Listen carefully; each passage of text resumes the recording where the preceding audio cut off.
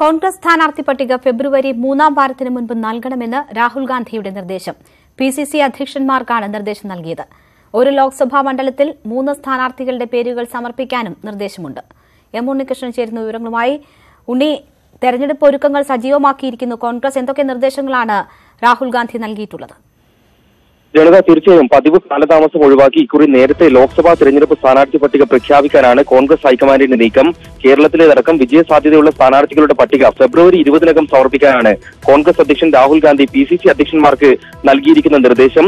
ഈ ഒരു നിർദ്ദേശത്തിന്റെ അടിസ്ഥാനത്തിലാണ് ഫെബ്രുവരി 20-നകം സ്ഥാനാർത്ഥി നിർണയം പൂർത്തിയാകുമെന്ന് കെപിസിസി അധ്യക്ഷൻ മുല്ലപ്പള്ളി രാമചന്ദ്രൻ നേരത്തെ പ്രഖ്യാപിച്ചിരുന്നത്.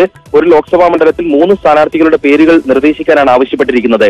ഏതായാലും ആഴ്ചകൾ മാത്രമേ അവശേഷിക്കുന്നുള്ളൂ. ഈ സാഹചര്യത്തിൽ മുല്ലപ്പള്ളിയുടെ കേരള യാത്ര തിരഞ്ഞെടുപ്പിന് മുന്നോടിയായി തുടങ്ങിയ ഘട്ടത്തിൽ ആ യാത്രയ്ക്കിടയിൽ തന്നെ തിരഞ്ഞെടുപ്പിനായി സ്ഥാനാർത്ഥികളെ നിർണ്ണയിക്കാനുള്ള യോഗങ്ങൾ ചേരാനുള്ള നീക്കവും ആലോചനകളുമാണ് ഇപ്പോൾ കോൺഗ്രസിൽ നടക്കുന്നത്. ഏകദേശം ഒരു പ്രാഥമിക ചർച്ചകൾ ഇതിനകം തന്നെ സംസ്ഥാന നേതൃത്വത്തിൽ നടന്നിട്ടുണ്ട്. അതിൽ നിലവിലുള്ള സിറ്റിംഗ് എംപിമാർക്ക് പരമാവധി സാധ്യത നൽകുക, അവരുടെ മണ്ഡലം മാറാൻ അനുവദിക്കില്ല, അവർക്ക് നിലവിലുള്ള മണ്ഡലങ്ങളിൽ തന്നെ മത്സരിക്കാൻ അനുമതി നൽകാനുള്ള സാധ്യതയാണുള്ളത്.